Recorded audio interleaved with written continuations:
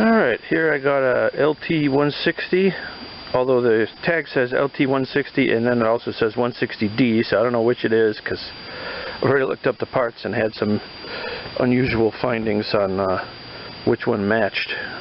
Anyway, traded a guy, did some labor for him and came away with this. Unfortunately, he's going to be taking the seat and swapping that with one of his other ones, which that was a pretty nice seat. I'm getting the junkier seat. As you can see, the hood has the usual John Deere snapped off hood hinges. I do have the hood. I'm just going to have to see if I can maybe somehow get that back together. That would be nice to have, being that I have the hood, just don't have a way to hook up the hinges maybe, but we'll see what has to go on there. But complete tractor. The tires look okay. Probably they're a little low. It's been sitting a while. And the story is this engine is completely locked up. So I'm just going to verify that there isn't some belt underneath holding it, you know, some wound up belt under there holding it with reckless abandon, but I have a feeling it is, because it is locked up, that is, because if you check the oil, it is full and clean, which means somebody put oil in after the fact, most likely. After they ran it out of oil, they put some new oil in, which is why the oil that's in it looks brand new, because it is. It's never been run. The other things I see, the little catches for the hood, this one's there, this one's not. Those are just little plastic things. The battery's missing, so with the $15 core charge, that'll cost me a little bit to get a battery put in it. The engine, it's a little dirty, you know, like the passages. I think this thing's been sitting out for a while, the air veins there. But other than that, I think the deck, you know, it probably was a running tractor before the engine blew. Could you rebuild it? Probably could, but I'm not going to, because I have another one that I think is almost identical. This is the hydro tractor, which makes it more desirable to me than a non-hydro. So yeah, that's the starting point of this tractor, minus I gotta get that seat off of there for the guy, trade that out with them. That's how I get them, as is. A few more things I didn't mention in case anybody cares. It's got the edge cutting deck, barely any rust, not all beat up. 2003, that's a way to tell sometimes about the year that it's been built. That's safety certification. You can check that sticker if you don't know what year it might be. And like I said, this is on the bottom it says LT160, but on the top it's the serial number is MOD160D, and that's how I had to look up some parts I was looking up. I was looking up to see if you just watched the video of the other LT110, I was looking to see if these steering arms were the same, and they were not. But I had to look it up under 160D because it didn't come up with the right one when I looked up LT160. So that might be an interesting thing if I need any parts to see which part is actually the right part, looking it up under the 160D or LT160. Again, in case any of you are wondering, this is a CV460s. So that's a Kohler Courage vertical shaft, 460 cubic inch. I don't know what the S means. Maybe starter, electric start, I don't know. This one has the fuel solenoid shutoff. As far as the deck, it's got the rotating knob here instead of the lever like some of the L series had. This button is for if you want to reverse with the implement on.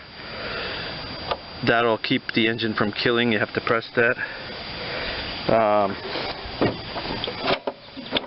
Is that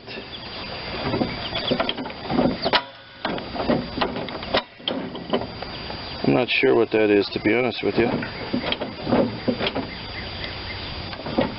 Here's what's interesting. That looks like it moves the deck when I didn't know that.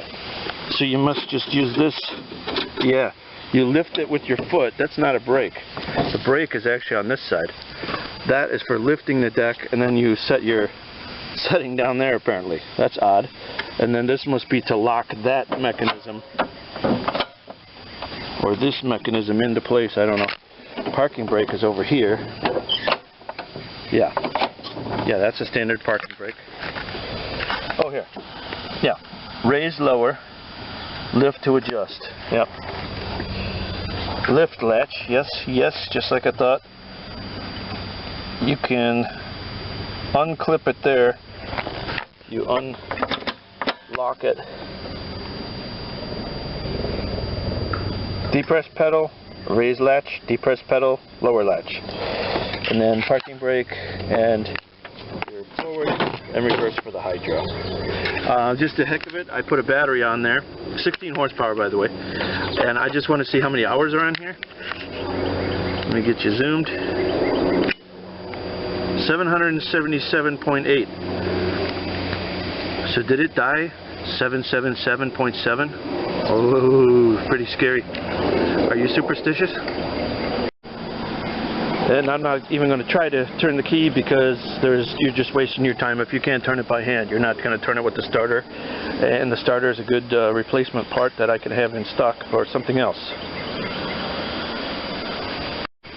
So because of the clean oil and the locked up engine, I'm going to believe it's that. But stranger things have happened, and maybe I'm just going to check that a belt isn't curled and wound up around the shaft on the bottom, and then I'm going to take this top cover off and just make sure nothing is hitting the mouse nest, is hitting the flywheel and making it not be able to turn.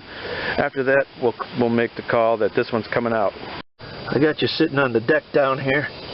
Let's just see. Yeah, there's no moving that. And let me make sure the belt is free up there. Yeah, it's sitting in its pulley just like it should. Okay, just ruling it out.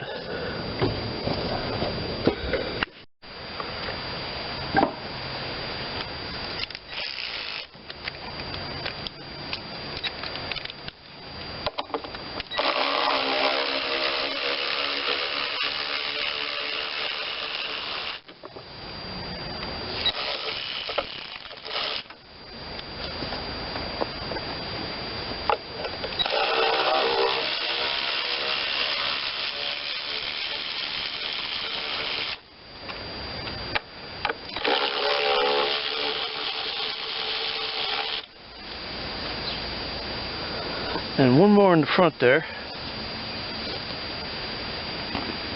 Let's see what size that one is. A little bigger than the others. Almost that size.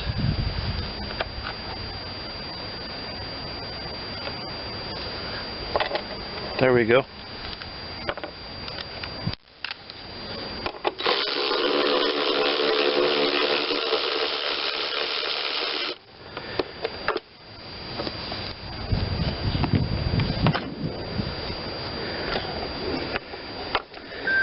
Take off this voltage regulator bolt, but first take off the plug for it. Oh, and that's all filled with water. It's been sitting out. This one's hex head. That's odd. Way to go, John Deere. Let's put one bolt different than the rest so the average homeowner gets pissed off and gives up. Nice.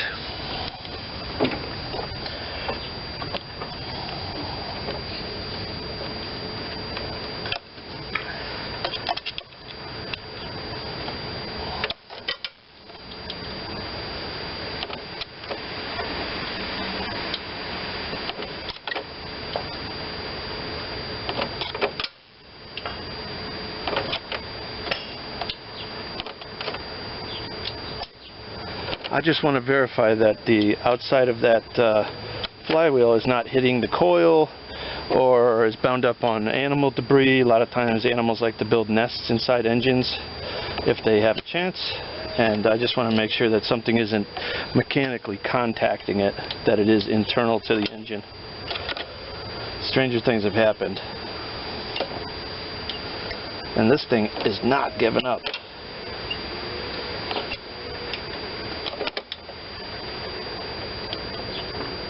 Jeez.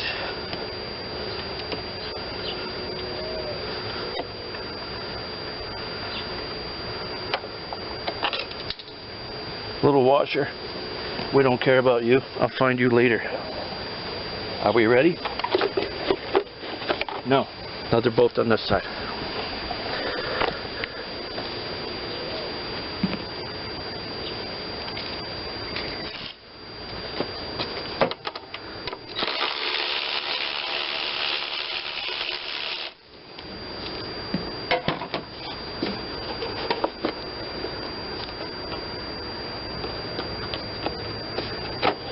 I guess that one is part of it. Thought it was on the bottom part only.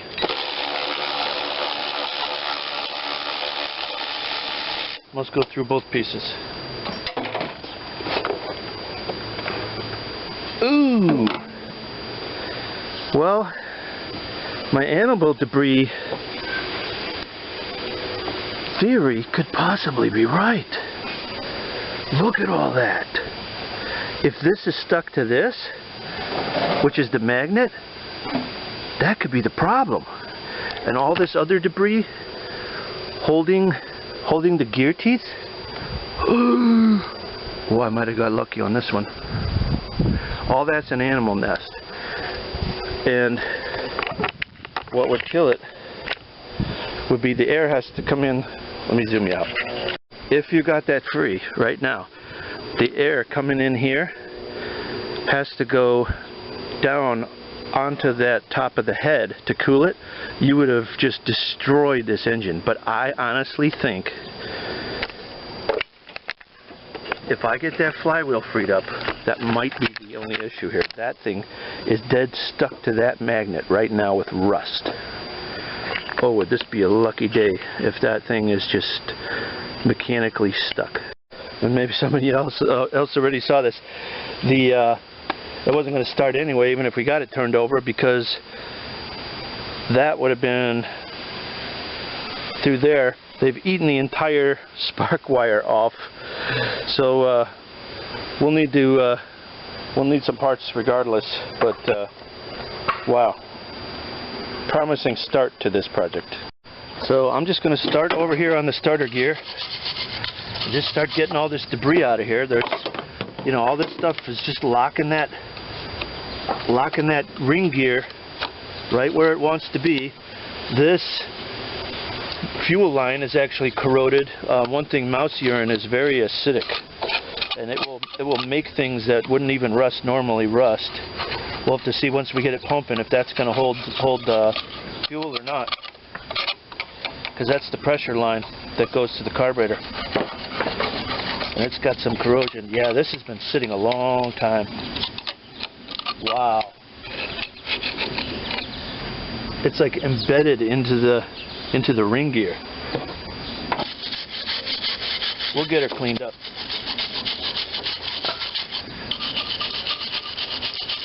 Starter itself may be seized. Yeah, I think so. One thing at a time.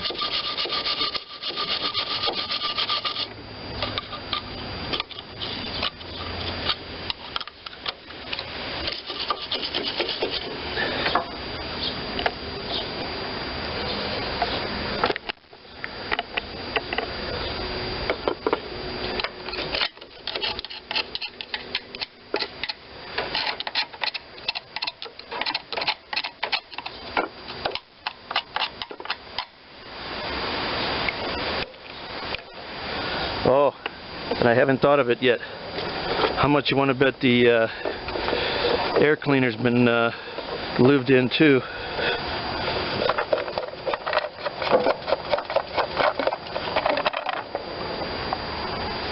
Well, being that there isn't one, I guess they ate pretty well. And this engine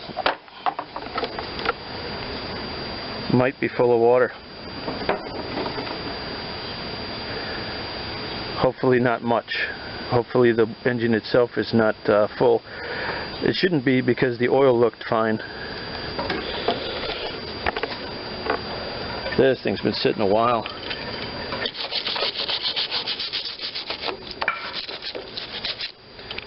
Alright, eviction day. Oh, look at that metal. Is that rusty? I'm going to get you zoomed in if you really love seeing gore. Gory engines, that is. Oh my gosh, look at how much is in here. Yeah, there's the remnants of what was left of the spark wire. And this thing is just packed full.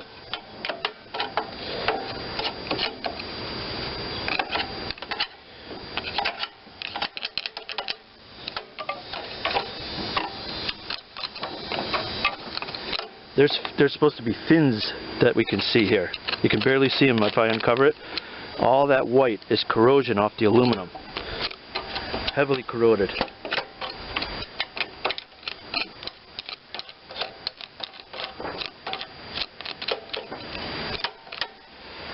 Anyway, I'm going to get some other tools and bring you back when I got it more cleaned up. No sense watching me poke and prod. Update on the carnage. So the kill wires come in from this side, and that one used to go there. That's all been eaten and gone. I've got the passages open to the bottom of the engine and the one that goes to the side. The ones that go down still are not open. You can see there's still plenty of stuff packed in those pins.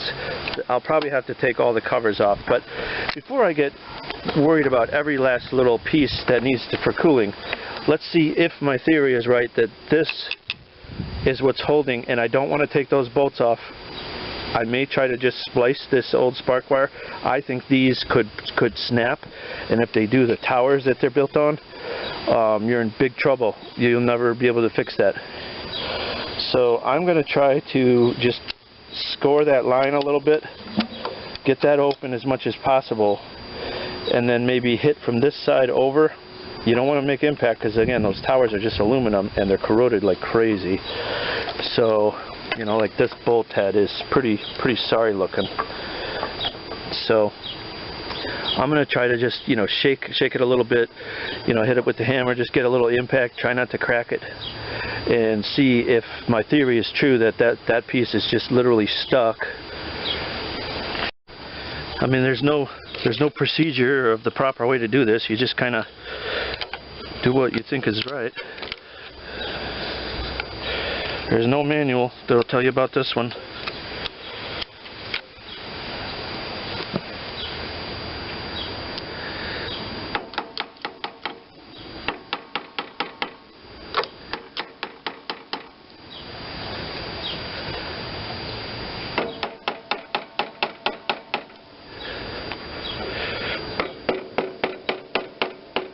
I think it moved. Yeah. It moved.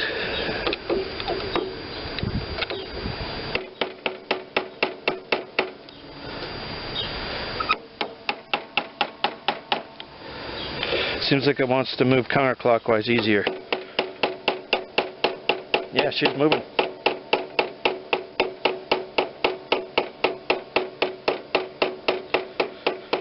I'm going to keep going until we get off that magnet, then I can clean the magnet faces and or remove the flywheel. I'd rather not move this. I'll probably end up splicing into that because I'm just scared of that bolt right there.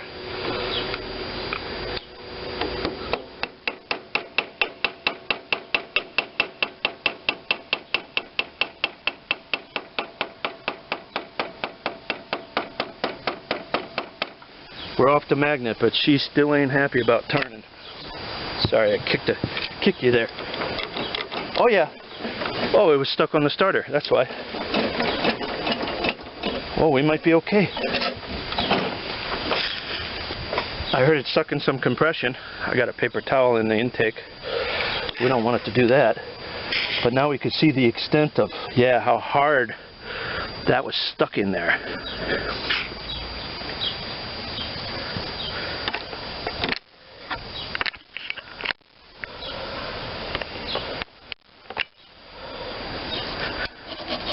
Oh yeah, it's like wood.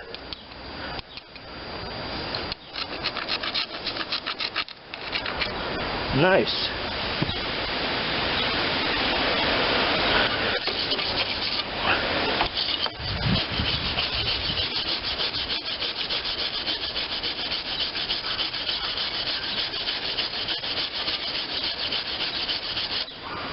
Beautiful. Get that gear. If you have junk in the gear, it's not going to spin when it hits that starter. Yeah, that starter's spinning now, or at least the gear for it is. I don't know if the motor is.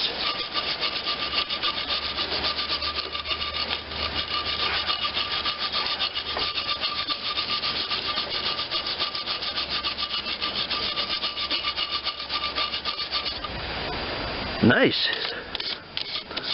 Still got more cleanup to do, but okay. So we've proven that the motor can spin. Okay, so my original clean oil theory is probably shot, but that somebody put it in after it seized, because that's probably not what happened. It may have just been clean oil. So I'm going to take all this water and all this debris out of here, get a little more cleaning of whatever that is out of there, and then I'm going to actually try to just turn it over and see if I hear any knocking from a bad crankshaft, or see if it wants to spin over. Also, that'll test the starter at the same time. Change of plans number 4 or 5. This was all coming out of the carburetor intake there, so I'm going to pull this plastic thing and make sure there's not a bunch of stuff shoved in there, because if that goes in the engine, we're going to lose it.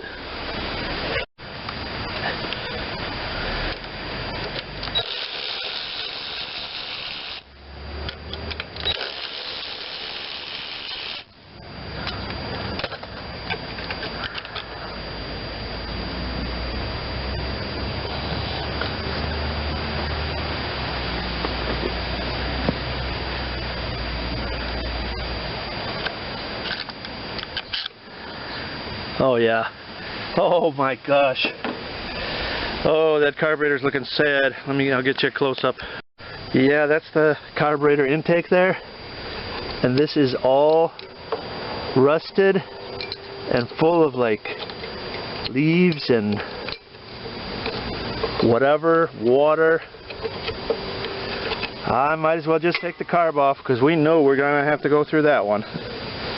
Holy cow, look at all this crap that came out of just that carburetor intake. Just the part I can see. Alright, carburetor. There we go. She gave up easy. It's pretty wise.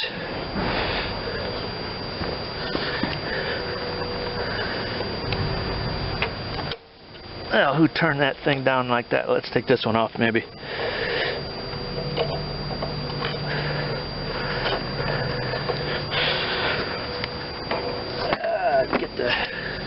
Get this kind, get that loose from there.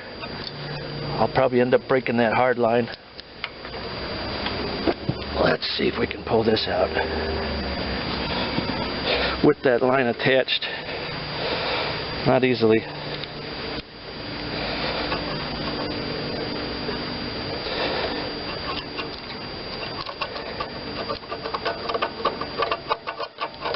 There it goes.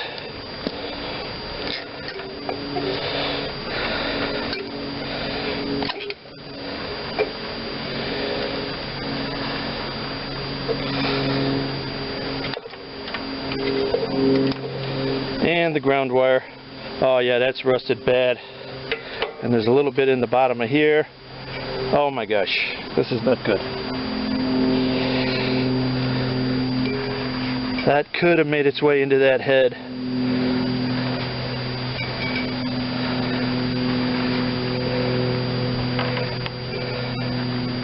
Only thing that might have saved us here, because that spark was right here, I think that's top dead center. Valve should be closed technically, so that if that lines up exactly for when the spark happens, I think we'll be both valves closed. I'm not saying they're not corroded and the seats are rusted, but okay. Now I feel safe turning it over, at least without dragging more debris and making something worse.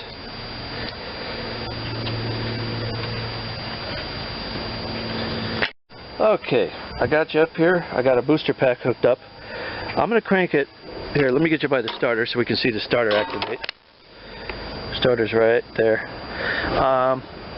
Let's see what we got. Obviously we can't get anything right now because spark wise or firing wise, no carburetor, no spark wire. But let's just see. Lock the parking brake. She's not happy about it. Oh, because there's a piece of debris right there, most likely. No, that ain't it. Oh yeah, this one's full of that is full of something there. The gear has something smashed into it. Now let's see.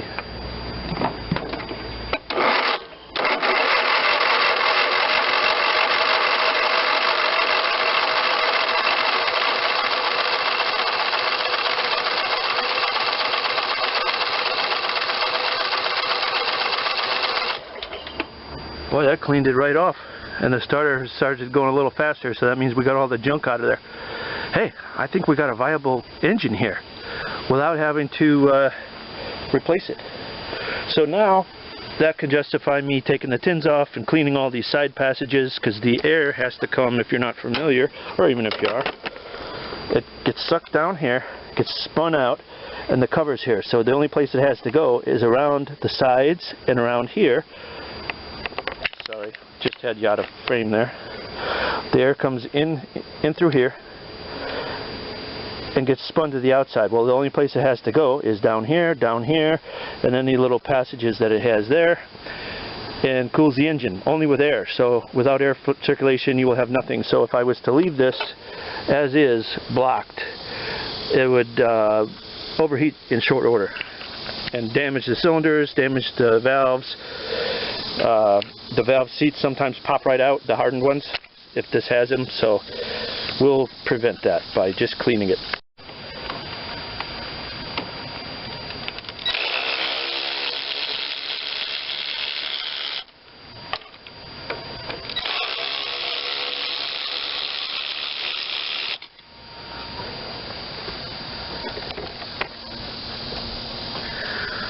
Let's see what we got over here. This one?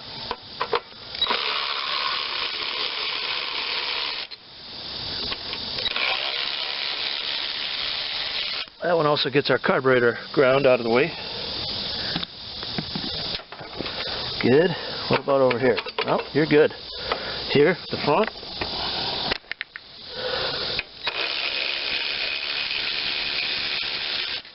And might have to take this one to get that around. Yeah, that's the other size.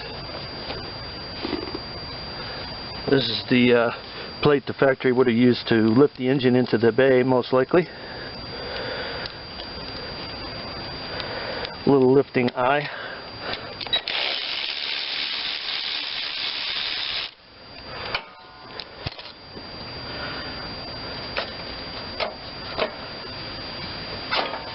Oh yeah, she's packed. Oh yeah, get you around here. Now you can see what I was talking about. The side of that engine, no air could get around there, so you weren't going to cool anything.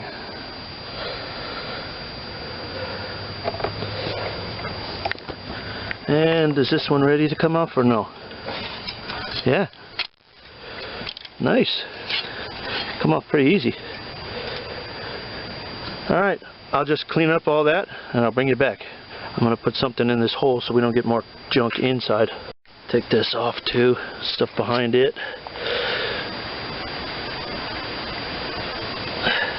And I can get all this stuff.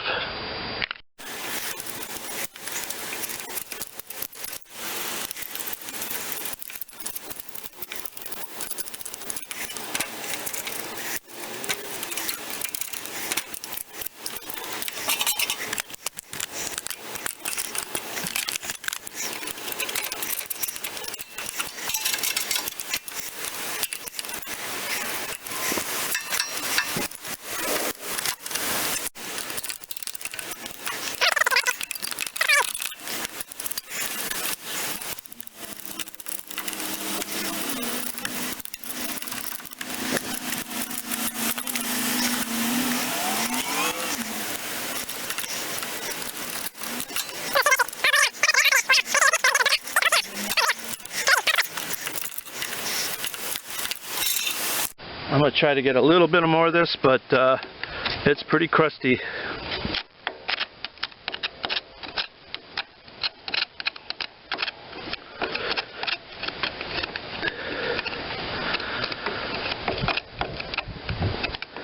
Wow.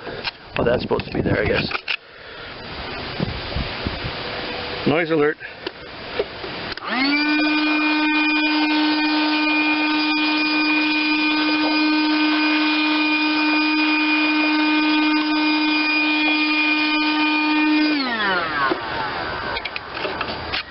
Everywhere you look, there's more underneath something. Okay.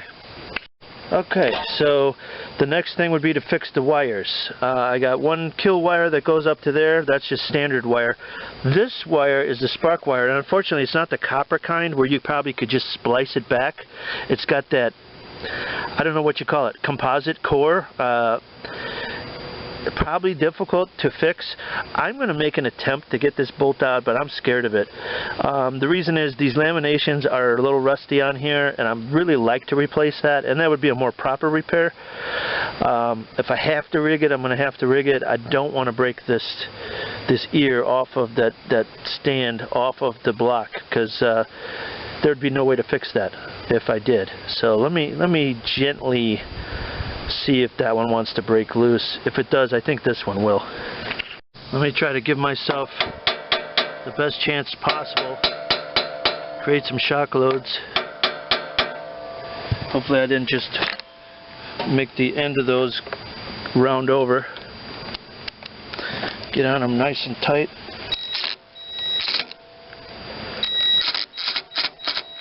Turning. Don't know if I'm braking. A little more wire brushing for my liking. I'm not getting flat on the flats.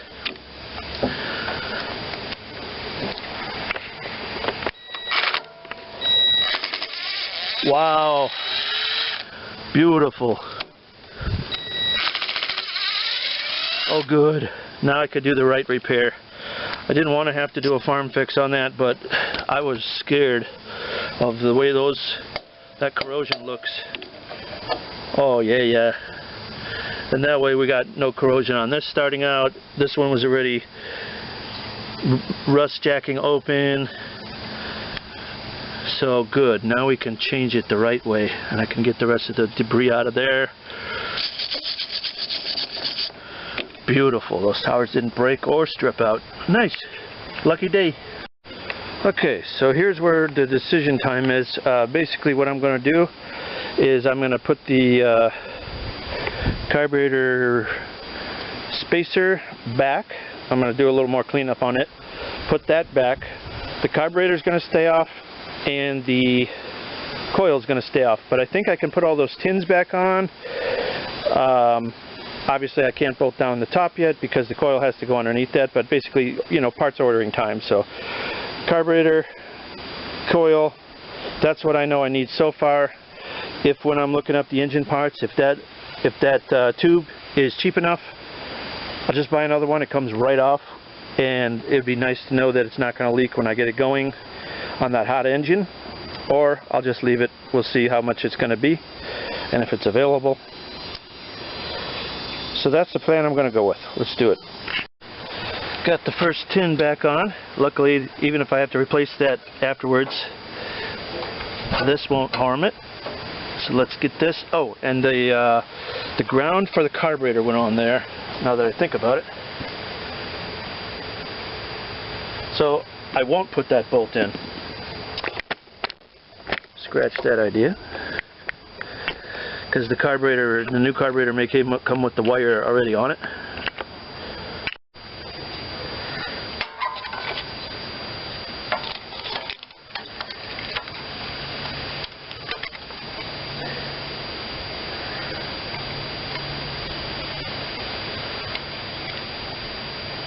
I think maybe that front one overlaps this one.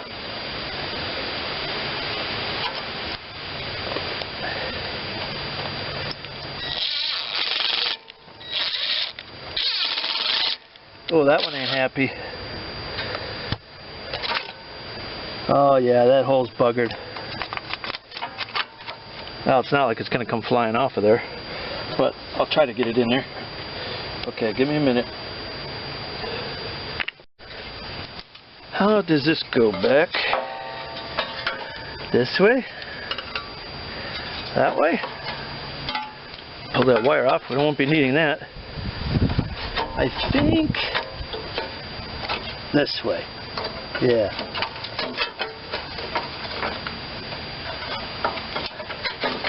Just trying to get everything lined up. There we go, that's that.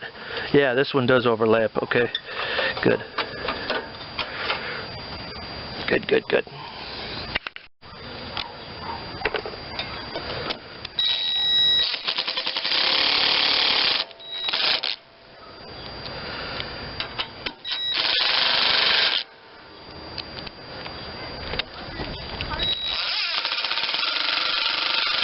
Oh, that one went in way better. Way better. That one's a nut.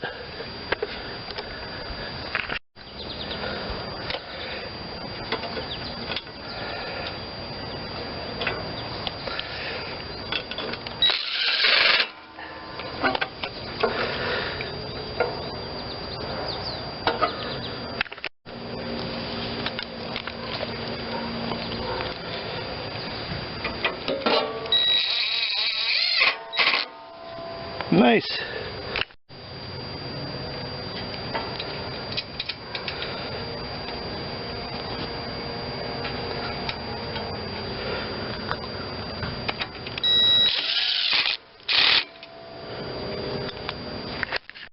And just to prevent the rain from ruining me, keep that in there.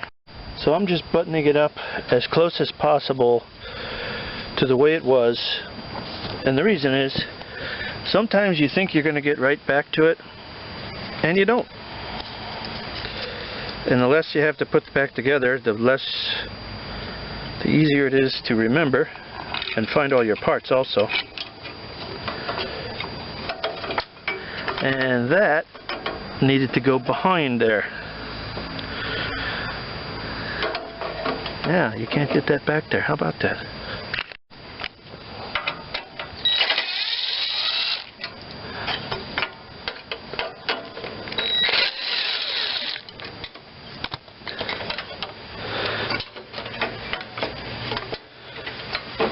Wow, doesn't give up easy.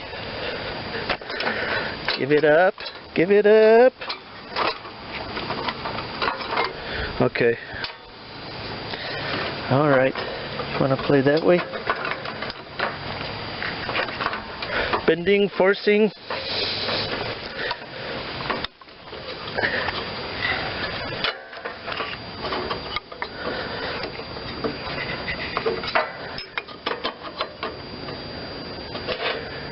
Never mind that little piece of plastic that broke.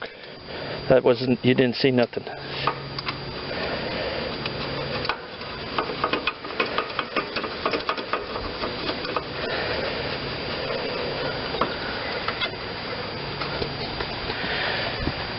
Again, putting the bolts back, nuts, wherever you find them. That washer was supposed to be behind there. Already forgot that.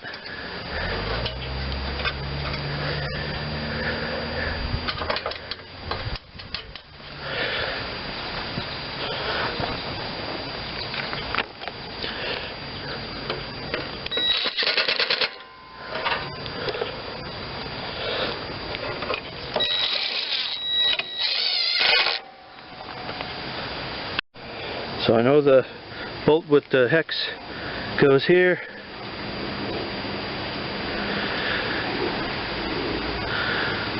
Just going to lay these in here. It's just easy way to remember where they go. Keeps the holes from corroding. Not that they should corrode fast, but the way this thing's going, you do what you got to do. Alright. So I finished this day of work with a coil that needs to be replaced, a carburetor that needs to be replaced, and just a few bolts that'll have to go back in for the top shroud, and the carburetor has to go back on, such like that. Need an air filter also. And that's about it. This one's looking like if the deck works good and everything, the hydro could have got lucky on one for a change. And as I said at the beginning of the video, this seat's in pretty good shape. I mean, it's got a little whammy there, but the base is unusually nice. So the owner wanted that, the guy I just traded wanted to give me the junk one off of his mower and keep the good one as part of the trade, but that seat will not fit in an L110. The L110 had those bolts, 4 bolts, and a whole different sliding track mechanism, whereas this one pivots, has no adjustability except for down here. I think you can slide it in this track. Completely different setup. Oh yeah, you can slide it in that track. You lift forward the levers here. You lift that forward and you can move it. So unfortunately for him, completely different scenario, but now we got to figure out what we're going to do on the trade, because he thought that seat was his and it's not going to work out for him. Kind of thought that was suspicious when he said he was going to switch over the seats himself, and then later said oh, he was sick and didn't have time. Well, it's because they're not compatible. Obviously we see that now. And then also I realize I'm missing the whatever battery hold down system they use here. I don't know if it's a rubber stretchy band or what they use, but I have to find that too. Okay, so as I said before, it's snapped off here, here, here, here, but I'm looking at this hood. It's different than I thought. This hinge piece is separate. The hood itself is okay. So is this hood piece available? Or could I don't think I'd be able to re-glue those pieces good enough to make it hold, but they were here and here. If there's enough left, I don't know how much cracked off and is gone, but maybe just this little piece is available.